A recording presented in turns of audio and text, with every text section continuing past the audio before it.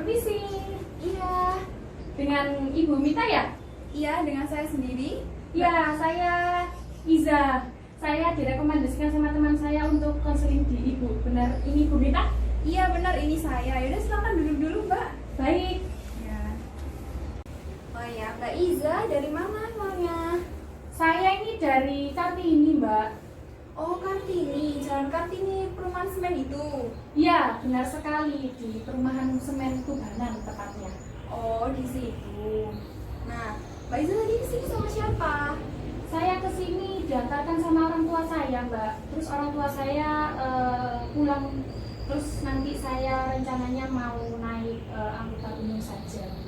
Oh sudah terbiasa ya diantar, nggak pernah kayak itu apa namanya berangkat sendiri gitu. Saya sendiri personalinya itu Mbak nggak bisa ini berkendara. Jadi saya harus saya terbiasa diantarkan. Jadi saya buat megang sepeda motor ataupun mobil itu saya masih belum bisa. Tuh. Oh belum belajar sama sekali ya Mbak Iza ya? Iya benar sekali. Kayak keinginan itu kayak untuk berkendara sendiri itu masih kayak takut, kayak trauma gitu. Oh kayak gitu. Pernah jatuh apa Mbak? Untuk jatuh pernah.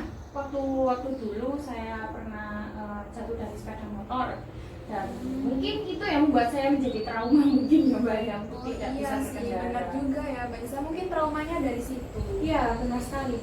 Oke. Nah Mbak Iza tadi di sini udah sarapan? Saya di sini sudah sarapan.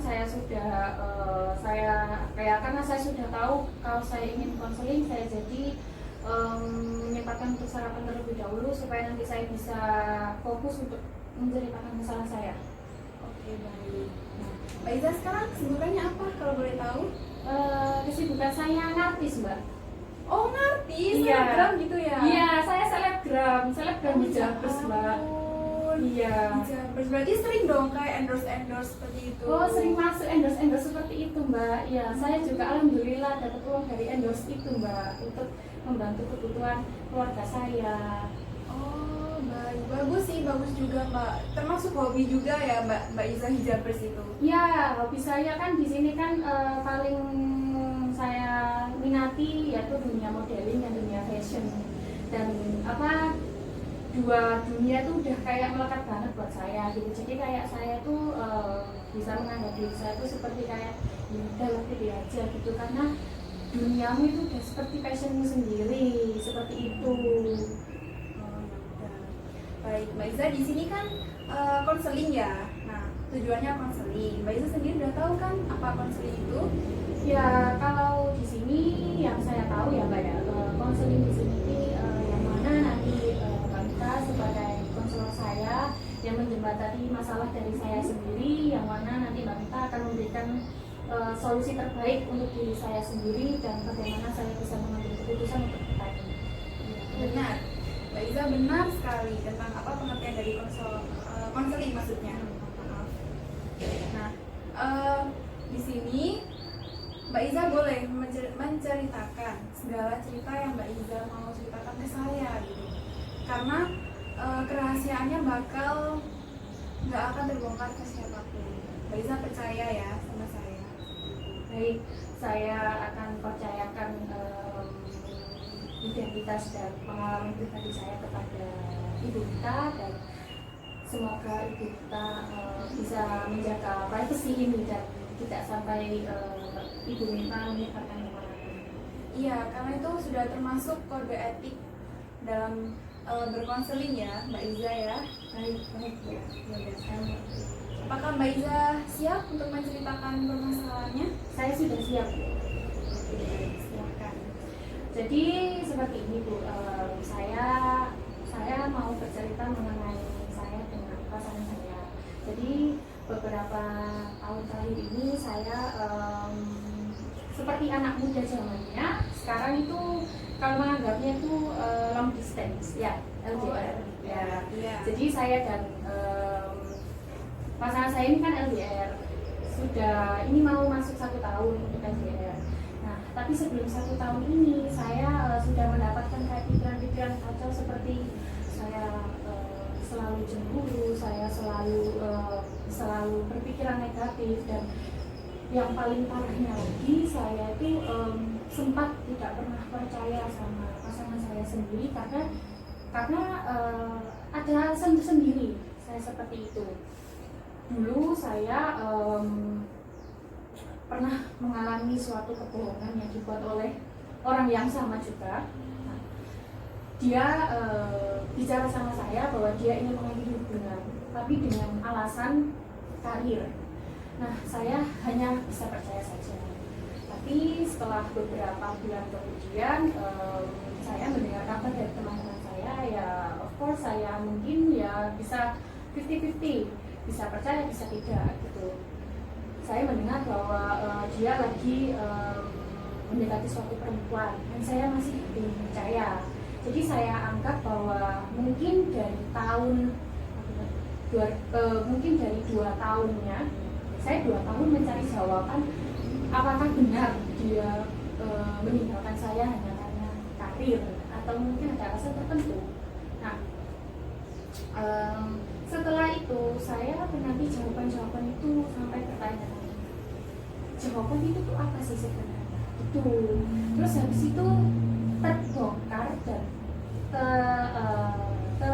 terkuaknya itu waktu tahun 2018, yang mana dia tuh berbicara sendiri pada saya kalau dia tuh pernah suka sama seseorang, yang mana dia di kelasnya sendiri, dan di situ dia sangat membela perempuan itu sampai dia tuh menjemput perempuan itu, memperlakukan perempuan itu seperti dia sangat mencintai perempuan itu. Dan of course di situ saya shock sekali, karena pada tahun 2018 itu setelah 2 tahun penantian menanti jawaban itu, saya akhirnya tahu bahwa dia membohongi saya dengan alasan karir tersebut. Dan dari situlah saya tidak pernah percaya sama sekali dengan pasangan saya awal mulanya. Tapi setelah lambat laun saya juga bisa menerima.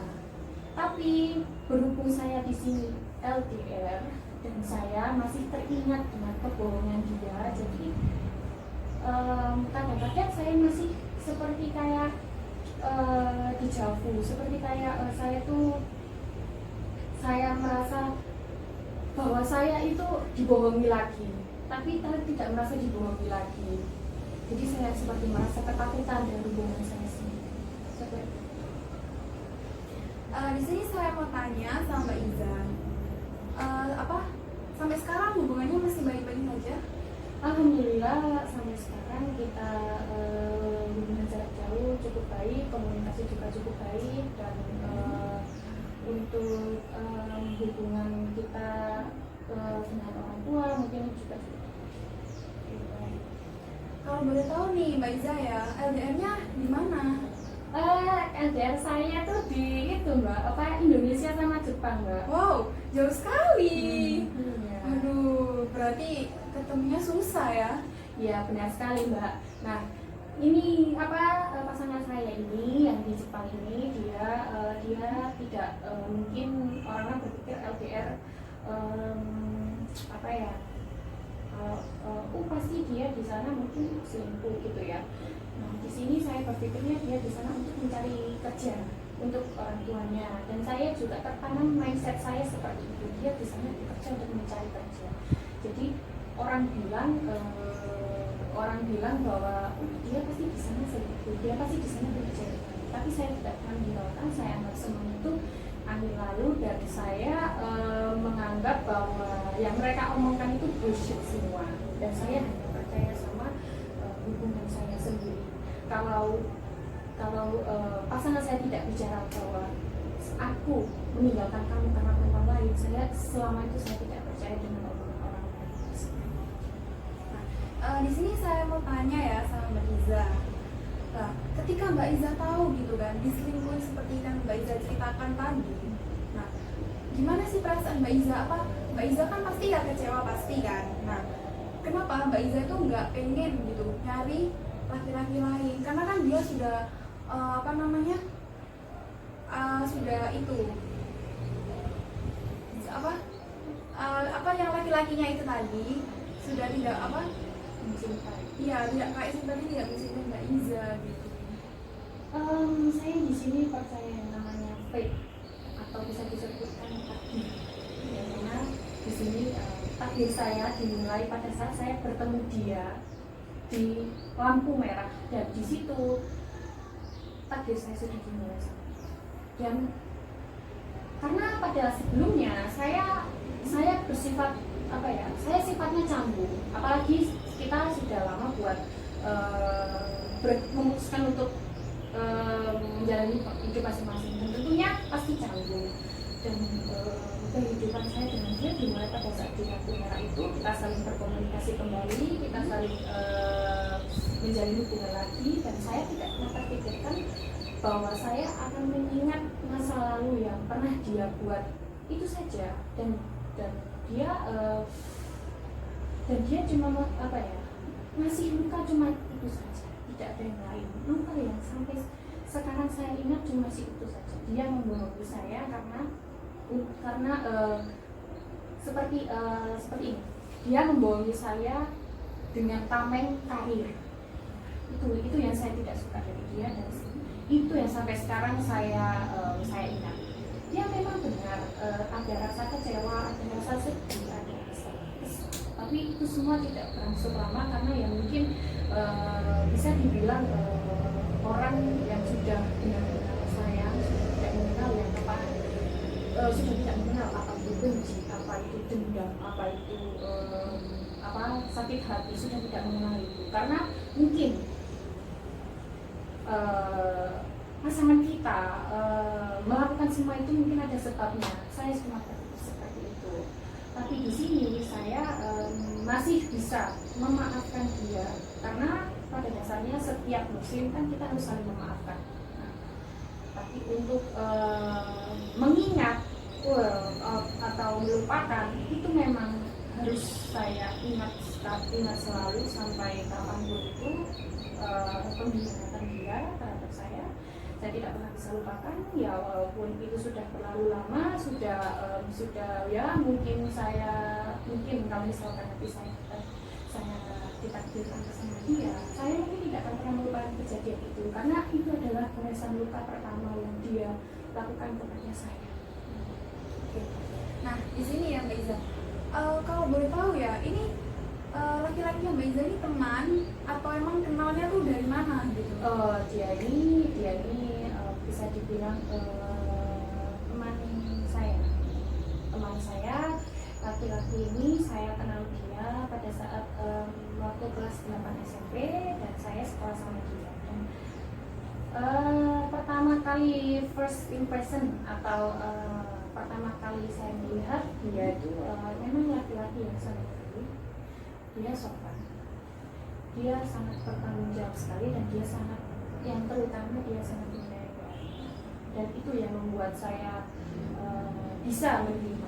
Tapi di sini saya pada saat itu masih mempercayai cinta, mempercayai kata-kata cinta dan benci. Oke, saya masih mempercayai.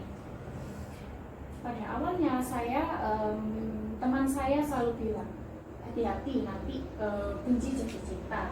Biasanya teman saya selalu berbicara seperti itu apabila saya mendapati suatu interaksi dengan si pasangan saya saat ini.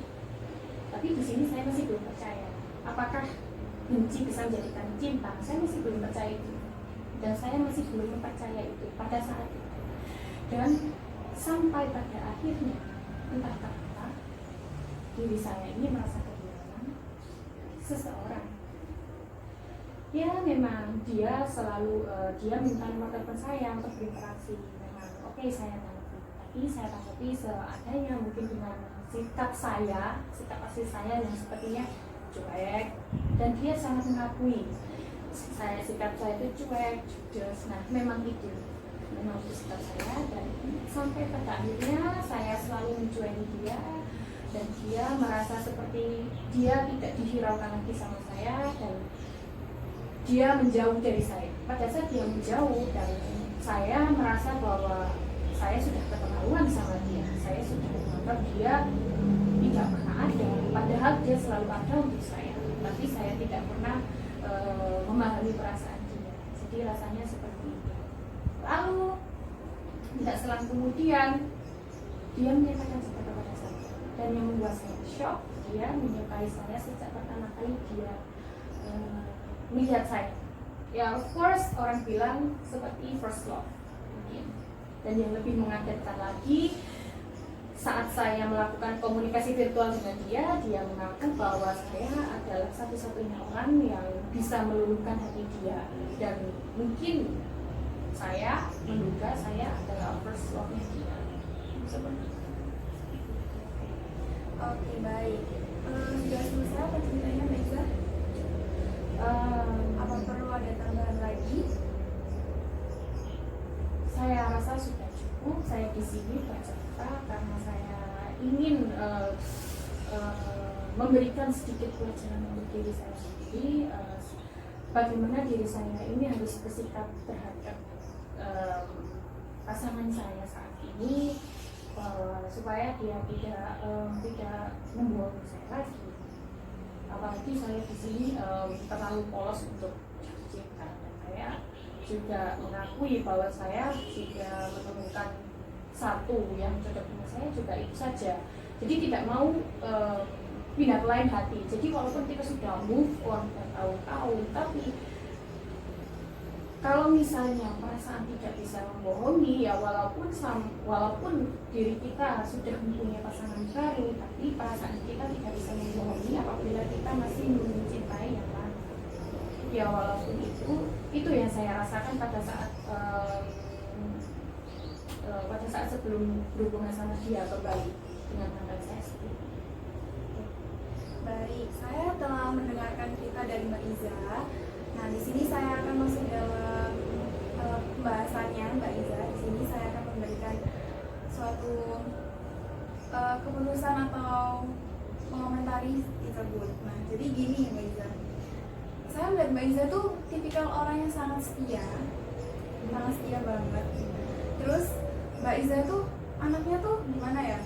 Kalau udah suka sama seseorang, dia tuh gak bakal kan kayak mau ke lain hati seperti itu. Ya benar sekali. Karena gimana ya Bu? Kami gimana ya? Kita coba saja kita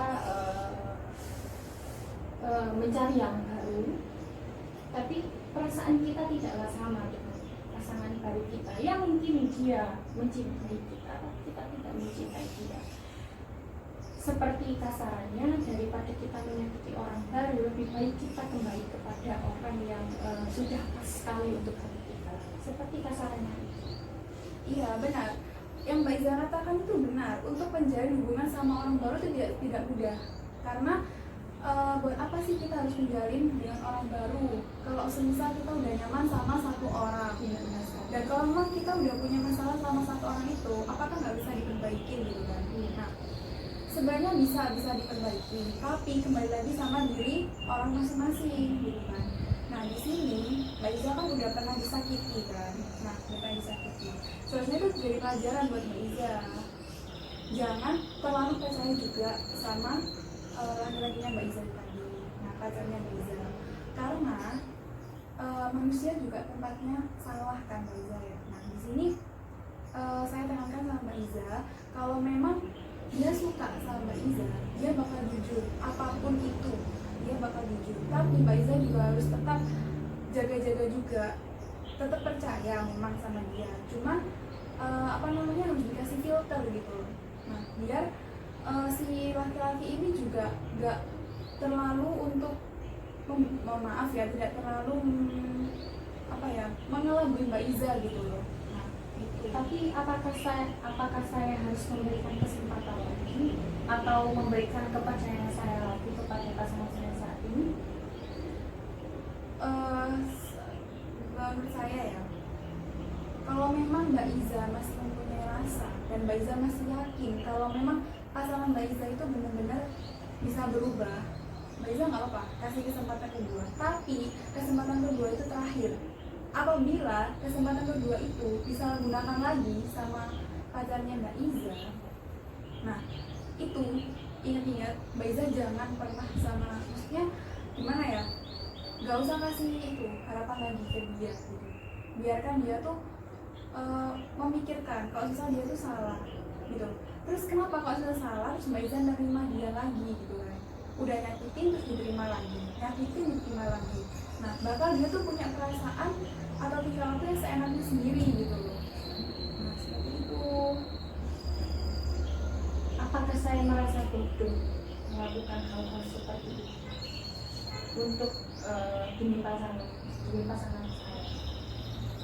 Selagi bisa dibicarakan dengan baik, merupakan menurut saya itu bukan hal yang bodoh Mbak Iza, bukan hal yang toksik juga, karena pasangan Mbak Iza kan juga mau berubah kan. Nah jadi itu nggak apa-apa menurut saya, untuk mempertahankan itu, untuk bertahan dalam hubungan itu maksudnya. Ya. Mungkin jadi intinya saya harus di sini harus lebih percaya lagi sama pasangan saya. Iya, lebih percaya namun harus tetap difilter kepercayaan itu. Ya baik.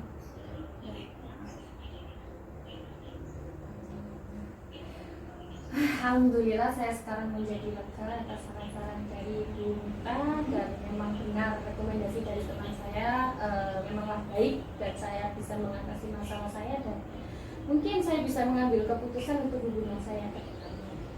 Iya. Apakah Mbak Iza puas dengan konseling hari ini sama saya? Saya sangat puas dengan semua saran yang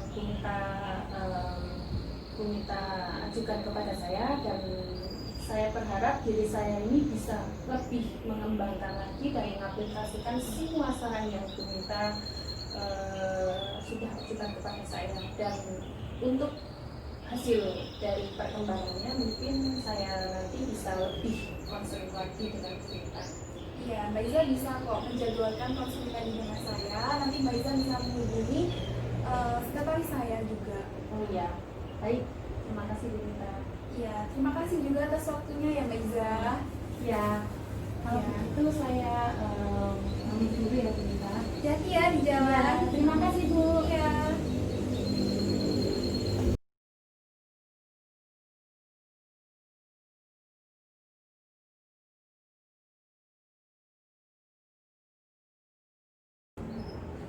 Selamat pagi. Selamat pagi, dengan siapa ya? Di sini saya Mita Bu, ini dengan Bu Rahma ya. Oh iya, benar sekali, saya Bu Rahma. Nah, di sini saya mau konseling Bu. Kemarin saya udah telepon menjadwalkan konseling dengan Ibu. Oh begitu ya? Iya. Oh, jadi silakan Mbak Mita duduk dulu. Terima kasih Bu. Baik, Mbak Mita ini asalnya dari mana ya? Saya dari Menganti Bu. Dari Menganti. Iya. Itu bukannya jauh ya Mbak dari sini ya? Dari sini sekitar setengah jam lebih. Kalau itu nggak macet. Wow. Berarti Mbak Mita di sini sendirian atau diantar sama orang tua mungkin? Saya itu kesini sendiri Bu, naik motor. Naik motor. Iya. Wah, berarti Mbak Mita berani ya dari Menganti sampai ke sini? Iya, saya berani alhamdulillah Bu, karena kan udah naik motor udah lama gitu kan. Udah sering juga. Jadi enggak ada takut sama sekali ya Mbak ya? Iya, nggak ada takut.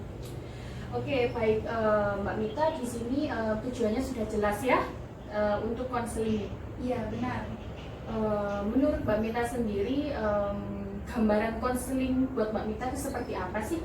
Nah, konseling itu kan si klien menceritakan permasalahan hidupnya kepada konselor seperti itu. Nanti konselor memberikan tanggapan kepada permasalahan dari klien. Seperti itu. Betul sekali Mbak Mita. Nah, di sini saya tugasnya sebagai konselor yaitu menjembatani masalah Mbak Mita dan memberikan solusi yang terbaik untuk permasalahan Mbak Mita. Bagaimana Mbak Mita memberi keputusan terhadap diri Mbak Mita sendiri maupun masalah Mbak Mita sendiri untuk kedepannya. Bisa dimengerti Mbak Mita? Iya, bisa Bu. Mbak Mita di sini nggak usah khawatir karena di sini akan dijamin kerahasiaannya baik dari identitas yang Mbak Mita katakan kepada kepada saya maupun pengalaman yang Mbak Mita katakan kepada saya akan jamin bahwa semuanya itu tidak akan sampai terdengar ke luar-luar. Baik. Baik Bu. Di sini saya mau bertanya lagi, Mbak Mita sebelumnya sudah sarapan terlebih dahulu? Alhamdulillah sudah Bu, karena saya tuh harus sering, maksudnya harus terbiasa sarapan gitu ya. Kalau nggak sarapan itu kan pusing juga kalau mau aktivitas, nggak konsen seperti itu. Ya, memang benar sekali Mbak Mita. Dalam proses konseling ini penambahan energi berupa makanan maupun minuman itu sangat penting untuk menunjang dari klien kita sendiri, lebih difokuskan pada soal bercerita dan tidak bisa dikatakan mungkin klien tidak melantur kemana-mana. Ya. Oke, sebelum kita masuk dalam prosesi konseling, saya akan merilekskan Mbak Mita terlebih dahulu. Mbak Mita bisa tarik nafas kali untuk lebih tenang lagi. Bisa dilakukan sekarang? Iya bisa Bu.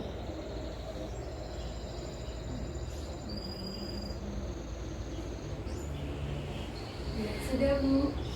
Baik, Mbak Mita apakah bisa tenang dan bisa santai untuk saat ini? Alhamdulillah saya sudah rileks Bu, sudah santai sekarang. Baik, jika Mbak Mita sudah rileks dan tenang, silakan Mbak Mita ceritakan masalah apa yang ingin Mbak Mita pergi bersama saya. Ya. Di sini saya mau cerita tentang itu Bu, apa pasangan saya. Nah, pasangan saya ini kan awalnya saya kenalnya kan dari SMA Bu. Dia tuh kakak kelas saya gitu.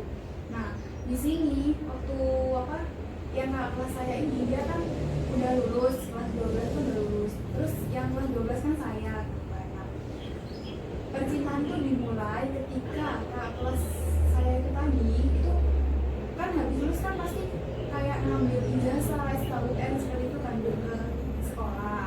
Nah, terus kakak kelas saya yang ini itu tuh apa ya kayak ngode gitu loh, suka sama saya.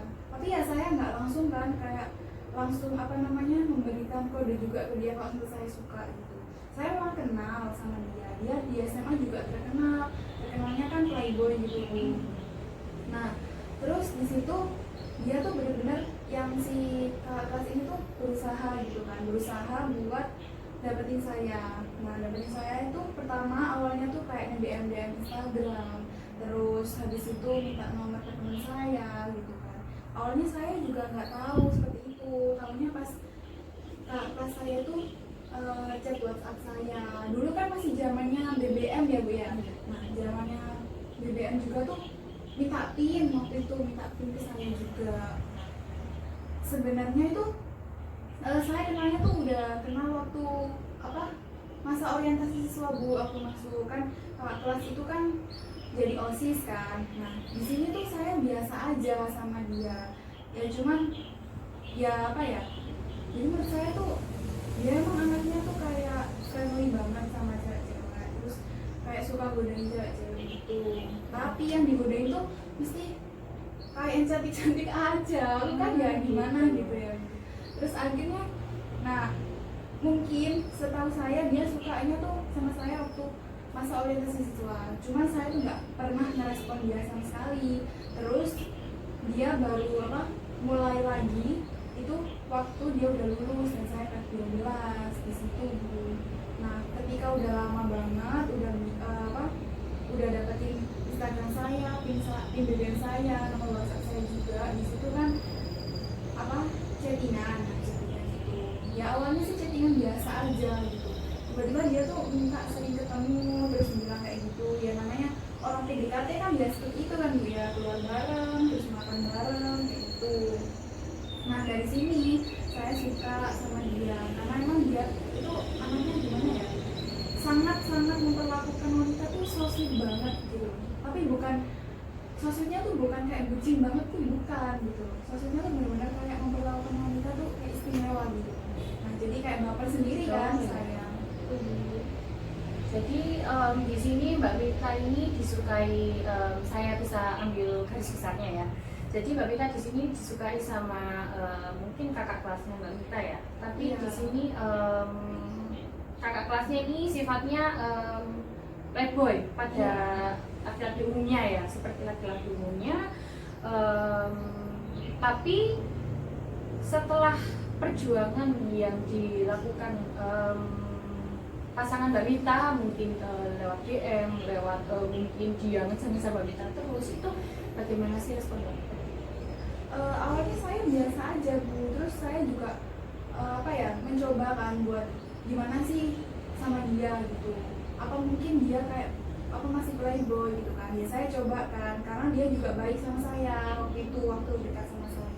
Terus ketambahan lagi dia juga mau kayak daftar abdi negara gitu Bu. Nah di situ saya keyakinan banget kalau misal kakak kelas ini tuh kayak yakin gitu loh, meyakinkan saya gitu. Dia tuh bilang kalau misal saya ingin cari pendamping hidup kayak gitu, tapi yang benar-benar setia, yang mau menemani sampai dia dari nol kayak gitu. Berarti pacarnya Mbak mungkin belum bisa dibilang pacar ya.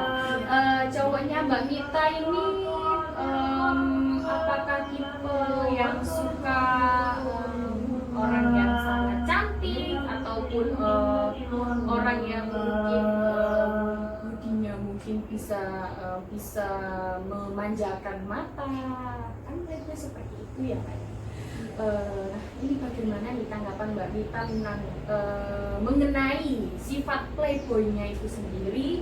Apakah Mbak Mita apabila nantinya Mbak Mita si dia menyatakan cinta lagi, Mbak Mita apakah sudah siap dengan resiko seperti itu? Sebenarnya waktu itu saya belum tahu benar-benar dia kayak gimana ya. Taunya waktu udah pacaran lama, taunya seperti itu. Jadi ya saya mungkin taunya hanya playboy doang. Tapi memang saya taunya dia mantan-mantannya cantik-cantik, karena kan emang rata-rata mantannya kan di SMA itu kan Bu. Nah, ada yang adik kelas, ada yang sepantaran sama saya gitu kan mantannya. Jadi ya saya berpikiran kalau misal dia playboynya tuh karena melihat cewek cantik itu tadi seperti itu. Dan ketika pacaran sama saya, memang dia nanti baik, sopan banget, terus cuma yang nggak saya suka tuh dia nggak sinkron gitu loh sama ucapannya dia gitu. Jadi menurut Mbak Mita ini kepribadian si pasangan Mbak Mita ini sudah cukup baik, tapi mungkin ada yang harus diperbaiki lagi dari beberapa kepribadian tersebut, benar? Iya benar. Mungkin di sini Mbak Mita harus lebih waspada lagi untuk bisa memilih cowok ataupun memilih suatu pasangan, ya kan? Apalagi mungkin apakah orang tua Mbak Mita di sini sudah mengetahui kalau Mbak Mita bisa ada yang menyukai? Nah ini Bu, di sini permasalahannya. Saya kan itu jarang pacaran. Nah ketika pacaran sama si kakak kelas ini, saya itu benar-benar kayak yakin banget sama dia juga meyakinkan saya gitu kan. Ketika dia udah lulus pendidikan jadi TNI waktu itu, dia ke rumah terus kenal sama orang tua saya kan. Nah dan ke rumah tuh nggak sekali dua kali, tapi sering gitu kan. Kalau misal dia udah dapet libur tugas kayak gitu. Nah di sini tuh orang tua saya suka, termasuk ayah saya. Nah ayah saya tuh suka sama dia karena memang dia anaknya sangat sopan banget. Terus dari ibadahnya dia tuh tulen gitu loh, kayak tulen banget gitu. Dari keluarganya juga agamis juga. Namun ada salah satu sifat yang memang saya nggak suka sih dari dia gitu. Jadi si playboy itu ya? Iya, dia tuh benar-benar kayak gitu, nggak bisa berubah gitu loh gitu. Nah di sini saya udah benar-benar nemenin dia dari nol sampai dia udah pelantikan jadi TNI juga. Saya waktu dia waktu pelantikan saya juga datang, waktu pendidikan juga sama dia. Itu nggak gampang gitu loh Bu, karena emang kita nggak pernah kontakkan sama sekali selama pendidikannya dia 7 bulan. Kita sama sekali nggak chat, nggak telepon, nggak apa. dia bisa chat, cuman apa ya, cuman apa sedikit aja gitu loh waktunya. Itu pun harus apa namanya, sembunyi-sembunyi buat dia telepon gitu loh. Jadi seperti itu sih perjuangannya menurut saya, yang saya nggak bisa lakuin itu gitu. Oke. Jadi orang tua sangat mendukung sekali ya Mbak Mita ya untuk hubungan Mbak Mita saat ini. Iya Bu, benar, sangat mendukung sekali. Oke, ada nggak sih traumatis sendiri bagi Mbak Mita mengenai sifat playboynya cowok Mbak Mita ini? Saya trauma sama dia karena dia tuh memang nggak pernah selingkuhin saya, tapi dia nggak jujur sama saya. Dia itu dijodohin sebenarnya, dijodohin sama orang tuanya, tapi dia nggak bilang. Dia tuh nggak suka sama cewek yang dijodohin tadi. Nah, seperti itu. Terus dia kan dia udah kayak tukar cincin gitu, tapi dia nggak bilang sama saya. Nah, saya kan tahunya waktu namanya kayak berantem gitu loh, kan berantem sama dia. Terus apa si cowok saya ini, dia tuh langsung kayak bilang gitu, sebenarnya waktu berantem terus tiba-tiba dia kayak keceplosan gitu loh, sebenarnya aku tuh udah dijodohin, cuman aku nggak suka sama dia, makanya aku udah hubungan sama kamu. Dia bilang kayak gitu. Di sini aku malah tambah sakit hati kan, malah dibohongin gitu. Terus dia udah kayak tunangan, kenapa kok bisa sama aku, kenapa nggak tahu, kan ya aku kasihan sama cewek ini gitu loh Bu. Jadi seperti itu. Jadi Mbak Mita ini apa ya? Mbak Mita dan teman Mbak Mita ini apa ya? Seperti korbannya cowoknya Mbak Mita ini ya? Iya. Jadi permasalahan intinya di sini yaitu sikap buruknya, yaitu playboy ya Mbak ya? Sangat playboy banget. Iya. Dan yang saya bisa simpulkan dari permasalahan Mbak Mita ini, mungkin dari anggota keluarga sudah mendukung, ya sudah bagus sekali untuk ya mungkin dukungan dari seorang tua itu sangat penting ya Mbak ya? Iya benar Bu. Tapi di sini ada suatu sifat yang mungkin sudah tertanam di dirinya, yang mungkin tidak bisa dirubah, yaitu playboynya itu tadi, yang mana itu adalah menjadi masalah utama pada hubungan Mbak Mita ya.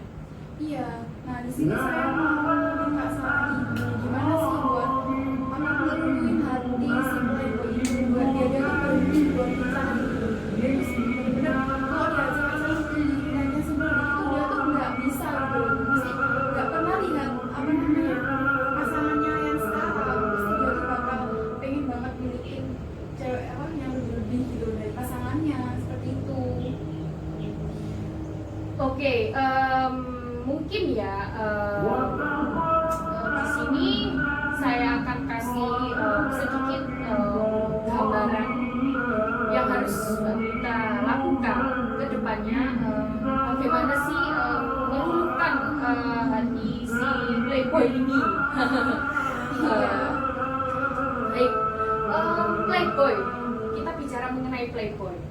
Playboy itu sikap yang sangat buruk, yang mungkin laki-laki pada umumnya memiliki sifat seperti itu.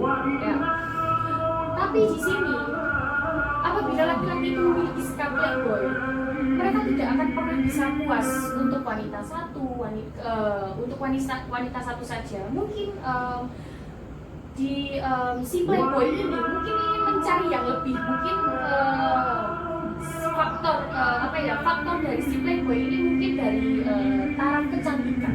Itu faktor utama dari mengapa bisa jadi playboy, itu dari taraf fisik ya. Itu taraf fisik itu sangat berpengaruh pada si playboy ini. Jadi gambarannya seperti ini, dia mencari Mbak Mita, menjadi hubungan dengan Mbak Mita, mungkin karena Mbak Mita cantik, mungkin karena Mbak Mita mungkin ada sesuatu spesial yang bisa dia lihat gitu. Tapi untuk kedepannya dia mungkin akan mencari yang lebih cantik lagi dari Mbak Mita, dan yang lebih membuat dia merasa puas.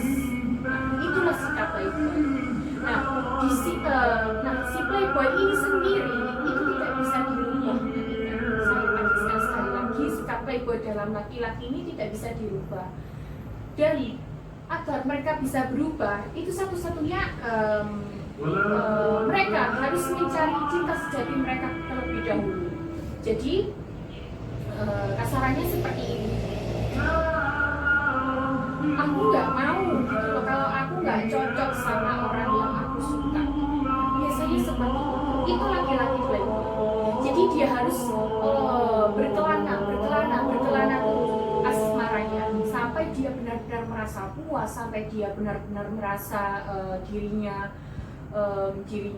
memantaskan diri untuk pasangannya itu. Jadi itu apa ya, merupakan bisa dibilang itu hal yang wajar mungkin dimiliki oleh laki-laki.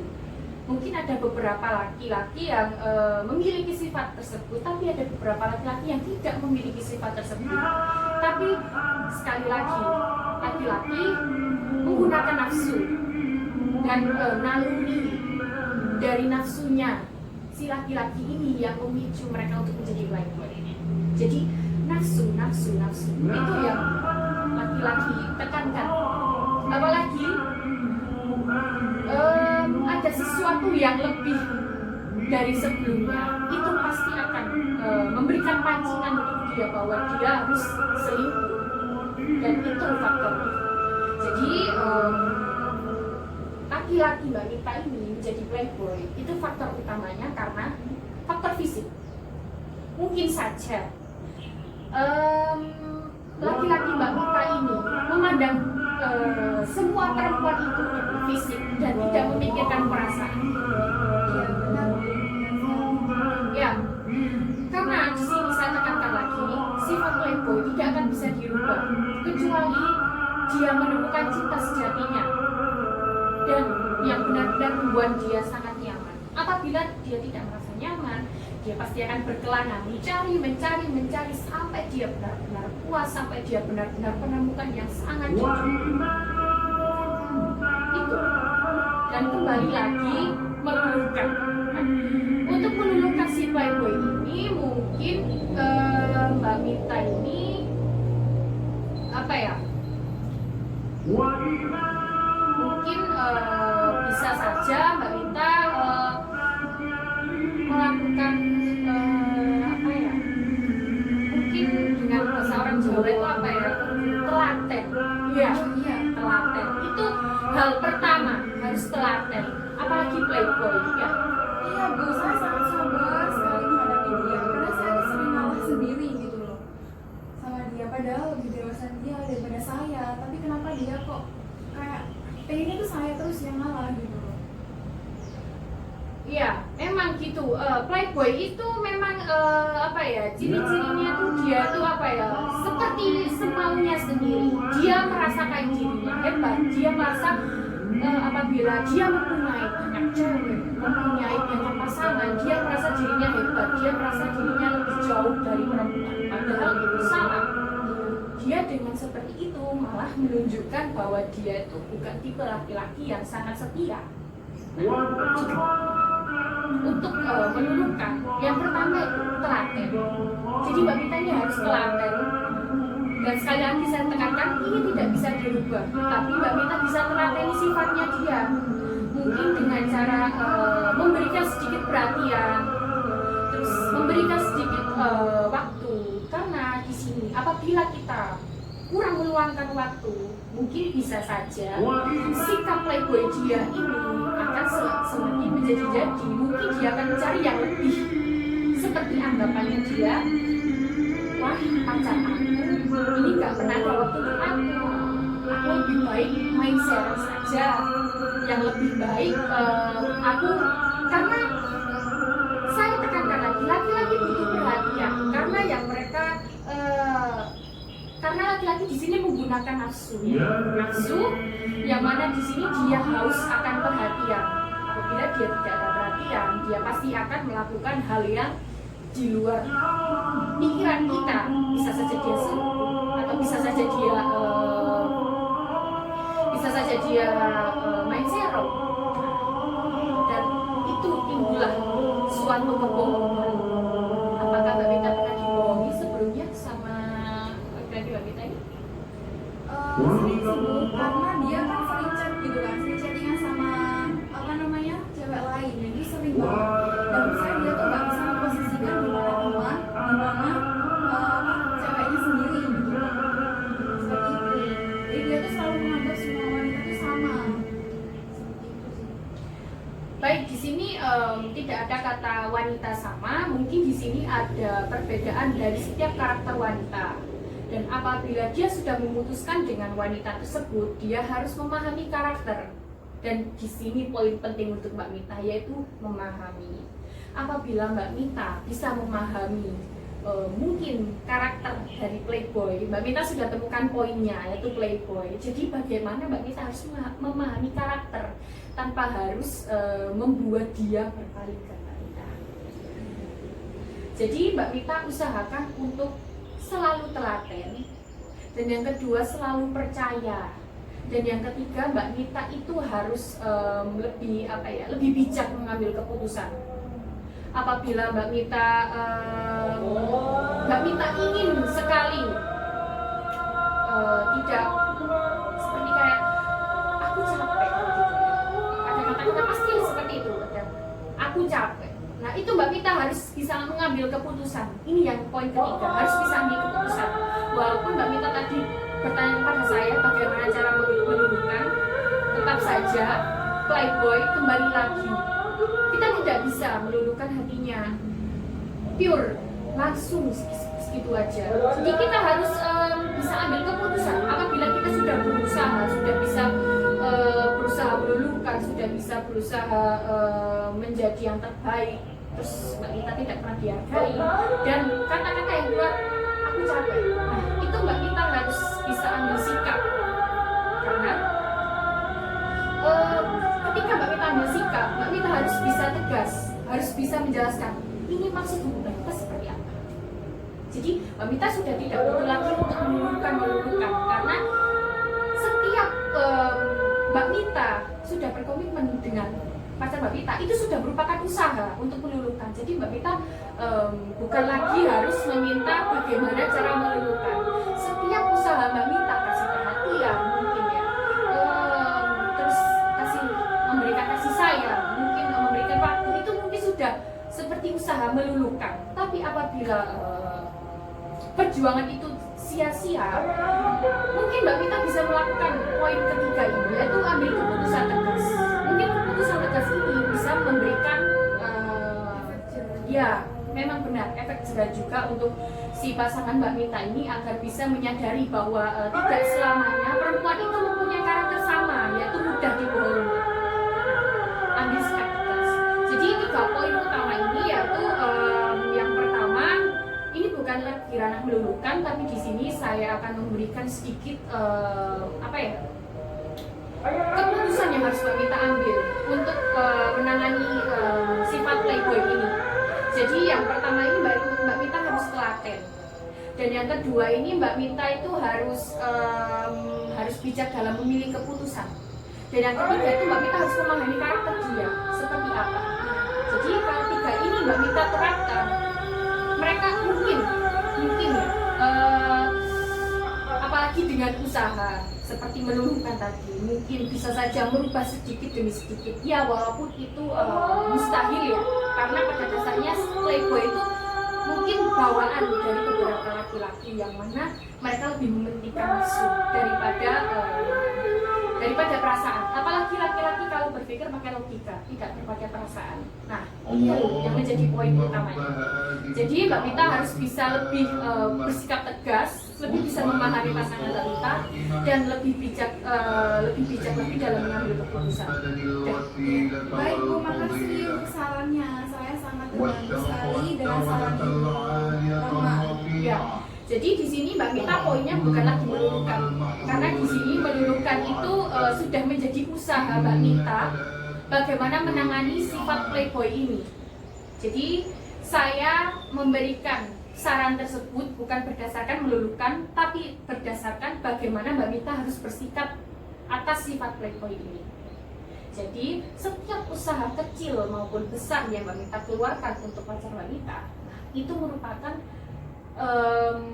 meluluhkan atau melunakkan hati pasangan Mbak Mita sendiri. Baik Bu, terima kasih atas sarannya. Saya akan menggunakan saran-saran dari Ibu agar hubungan saya lebih baik dengan cowok saya. Baik, iya sama-sama Mbak Mita. Semoga saya berharap ya kedepannya Mbak Mita bisa lebih banyak bersikap atas sikapnya ini, dan Mbak Mita bisa mungkin ya telaten, dan saya akan tunggu respon selanjutnya dari Mbak Mita. Iya, makasih ya Bu atas waktunya untuk konseling hari ini, saya puas sekali. Oke Mbak Mita. Ya. Terima kasih Mbak Mita sudah Ya, Bu. berpartisipasi dengan saya hari ini. Semoga saya nanti kedepannya Mbak Mita bisa menjadi lebih baik lagi, dan Ya, hubungannya dengan amin. pacarnya mungkin lebih harmonis lagi. Iya, makasih ya Bu doanya. Iya. Nah, baik kalau gitu saya permisi pulang dulu ya Bu. Ya baik. Ya. Hati-hati ya Bu Mita. Iya. Assalamualaikum.